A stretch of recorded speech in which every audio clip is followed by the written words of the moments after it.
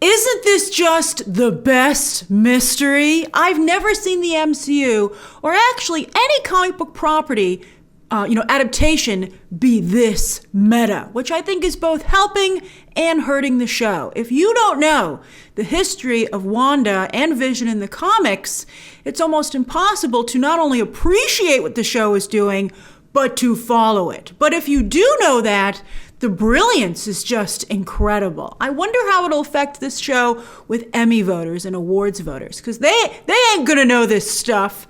But if they did, they would realize what a masterpiece this is. It's just so great. It really is, as I tweeted, like an MCU true crime podcast. And I'm having the best time talking about it with you. All right, so now that you've seen all 3 episodes that were released to the press for review, I'm very curious if the 3rd episode has changed your mind, if you were on the fence or were just straight up underwhelmed by the first 2 episodes. And also, if you agree with me that Disney Marvel should have released all 3 episodes back last Friday when the show debuted. If you'd seen all 3 of these as a chunk, would it have changed your initial impression of the show?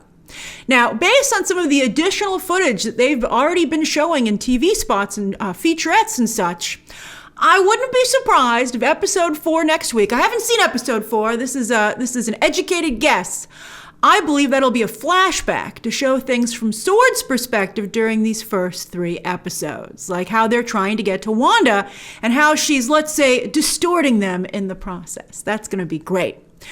Geraldine Monica's necklace is the S.W.O.R.D logo, and we also saw that in episode 2 on the Beekeeper's back. It's funny to me, I follow the comics, so I know the S.W.O.R.D logo. As soon as I see it, I'm like, oh yeah, that's the logo for S.W.O.R.D. But I have seen a number of people online being like, even from the trailer being like, what's that symbol? And it's like, wow, it's interesting because S.W.O.R.D is not a huge part of the comics. You can't just be like someone who casually follows and reads Marvel. You don't have to be hardcore, but I would have thought that the S.W.O.R.D logo would be common knowledge. So I was quite surprised to find out that for many people, it was not.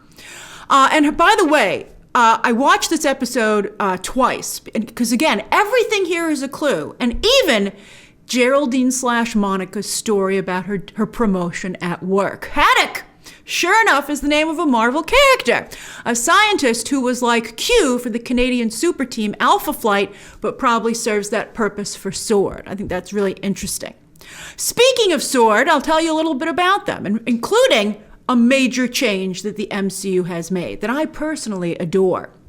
So in the comics, S.W.O.R.D has stood for Sentient World Observation and Response Department, which means they deal with aliens. And that's why Carol Danvers at one point was the commander of S.W.O.R.D. And I actually really liked that comic book run. But as I said, the MCU has made a crucial change, and that just shows you how important language is in a single word, because world has become weapon. So S.W.O.R.D now stands for Sentient Weapon Observation and Response Division, and that calls to mind something that Secretary of State Ross, aka General Ross, said in Civil War. This is so great! Now, remember he said, tell me, Cap, do you know where Thor and Banner are? Because you can bet if I misplaced a couple of 30 megaton warheads, there'd be consequences. Remember, Cap was like, I don't want any oversight, but General Ross pointed out how dangerous, these people, these characters, these heroes are weapons. And Wanda definitely falls into that category. So it looks like the government, I wonder if Ross is involved higher up here, has closed that loophole. And they've created S.W.O.R.D, which is a bit like the Boys, which itself just became official government operative. So I think that's fantastic. And it would make sense. Maybe Monica already has her powers, because you would want super powered individuals to help you to, obviously, to respond to sentient weapons. So I don't know if she has her powers yet. We'll see. Maybe there's an origin story buried deep somewhere in there, but I think it's very interesting. I love it. And on that juicy development, let's get started. Once again, my post-episode spoiler breakdowns will start with theories and Easter eggs, aka clues, before breaking down the episode from a story and acting perspective. There's not too much to talk about it, although there's some moments that I thought were as touching as when Wanda and Vision got married in episode 1. But for the most part, this was a whirlwind as our two new bundles of joy arrived, Tommy and Billy, and I'll have a special episode which will dive a little bit more into spoilers there. I think it's interesting. In particular, with WandaVision, you guys, a lot of you don't want any spoilers. So I want to tell you a little bit about Tommy and Billy so you can a little bit better follow what's going to happen going forward. But I'm going to do that in a separate video, which again will go up tomorrow. So, all right, let's talk about what happened in this episode. So we got ourselves another commercial, which I had seen before, and this is what threw me as to these being things that have happened in Wanda's past, because this hasn't happened to Wanda. I believe it's happening to Wanda right now. So sure enough, it was a commercial for Hydra Soak, which helps you escape all the drama in your current life. So as I said, nothing like that has happened to Wanda up until now. So that's why I feel, and that's why I was saying it last week, that's why I feel Hydra currently has control of Wanda. They have her in the bath right now, and Sword is trying to break into the bathroom. You'll also note that the neighbors view Geraldine/Monica as a suspicious outsider with literally no home in Neighborhood of M, which is what I'm calling it. You know, House of M, this is Neighborhood of M. Because this world hasn't created a space for her because she's not with the group that's created it, right? I mean, I think Wanda obviously does have some control, which we'll talk about in just a moment, but I think Wanda is occasionally, you know, able to break free a little bit and fight back, but for the most part, Wanda is being controlled, which is a deviation from House of M, when she subconsciously / intentionally created that world. You know, again, we talked about how this world was trying to get her to have kids. It was trying to influence her that way. So I very much feel that being in a Hydra Soak is very much in the comics. Whenever anybody is, you know, a character is taken control of, they very often are suspended in some kind of liquid. So I think Hydra Soak works very well there. And that's why I believe also that all the other neighbors are Hydra or AIM agents. We'll talk about AIM also in a moment, because they're all in the same space. They all have a home there. They, you know, Agnes and the neighbor point out, I didn't catch that that actor's name, the name of his character, but I think he's a Hydra AIM agent because he has a home. They all have homes, but Geraldine Monica is an outsider, and that's why they say she doesn't even have a home here. So I think that's pretty interesting. You know, I think Wanda would have created one for her if Wanda was truly in control, or had at least any large control over this Neighborhood of M.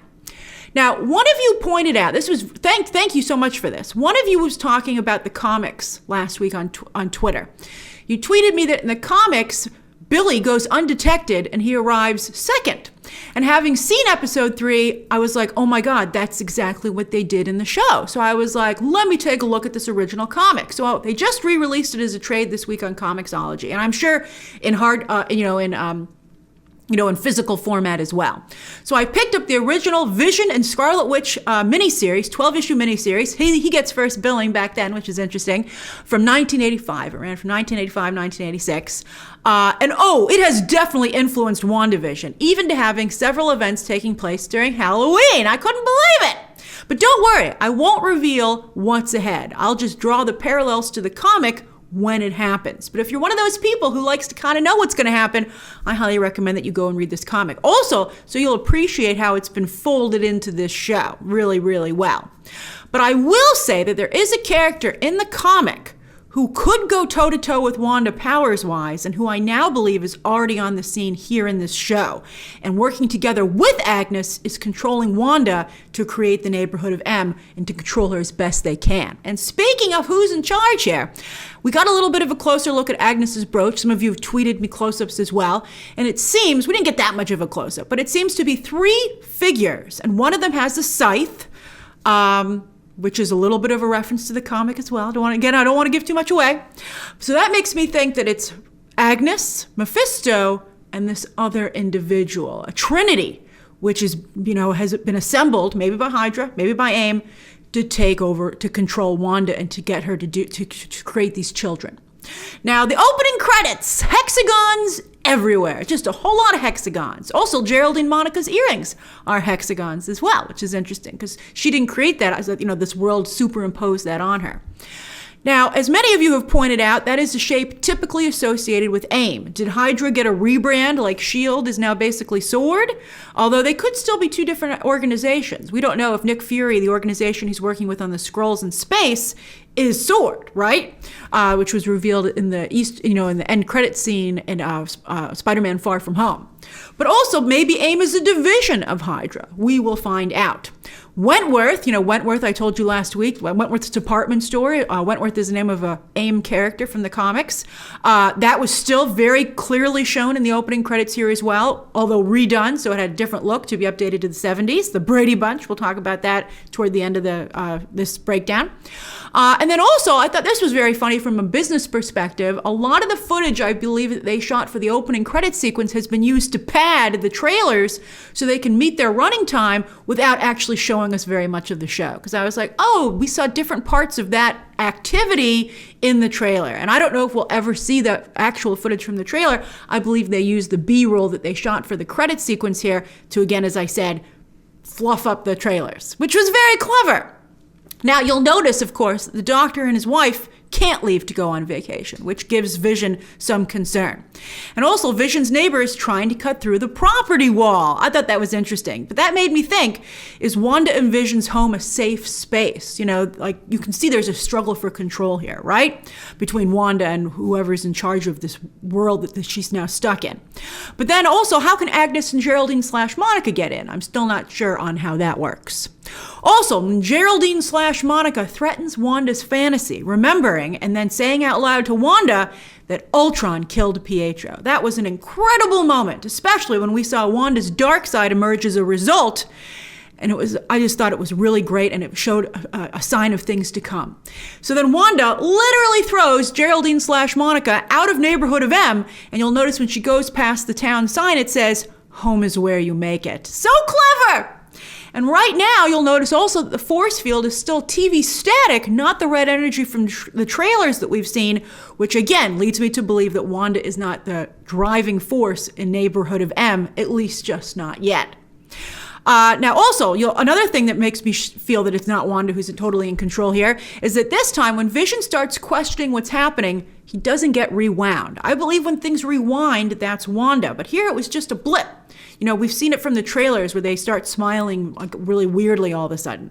So I think that's the world controlling them. So I think that the world controlled Vision and made him reset because he was making Wanda, nervous. Now let's talk about the birth of the twins. Again, don't worry, not too much, but we're going to talk about what happens in this episode. And, 9 months happens in 24 hours. And I thought they had a lot of good jokes out of that. Like, Wanda, in all fairness, the baby is 9 months early. I thought that stuff was great.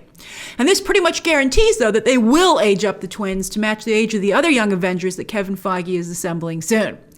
Hearing Wanda and Vision discuss their names put such a smile on my face. Again, if you don't know the twins, you're like, I don't care. Why are we spending time figuring out their names? If you know the twins, it was an amazing moment. I'm so glad I got to see it. I really felt like it was like, you're like, it's happening. And I liked the reasoning for both of them behind why they were naming the characters those things. Like Wanda wanted Tommy because it was like an all-American name, her new country. And then Vision wanted Billy after William Shakespeare. I just thought that was great. And I do think that if they were to each have a favorite twin, it probably would be, Tommy and Wanda and Vision and Billy you'll see. But I thought that was really nice. And I thought it was very touching when Wanda pointed out that she was a twin. And also, I want to tell you in the comic, Vision is basically a twin with Simon Williams. That's illustrated there as well, who showed up in the background of a recent featurette. I mean, that's on you, Marvel. You're the one who put that in the featurette. You shouldn't have done that. And therefore, there have been rumors because of that Simon Williams, aka Wonder Man, will show up in this show. And also, Simon Williams is tied to the Grim Reaper character, a villain who showed up in that miniseries as well, and whose helmet, some of you spotted, popped up very quickly in episode 2's animated opening credit sequence. Now, as for the twins, one of them, as I tweeted to you, I said you needed to know this to understand what was going on here. And again, as I said, one of them has Wanda's powers. I won't tell you about the other one here in case you don't know. But one of them has Wanda's powers, which is why all the crazy magic things were happening this episode. Her coat was changing, the stork came to life.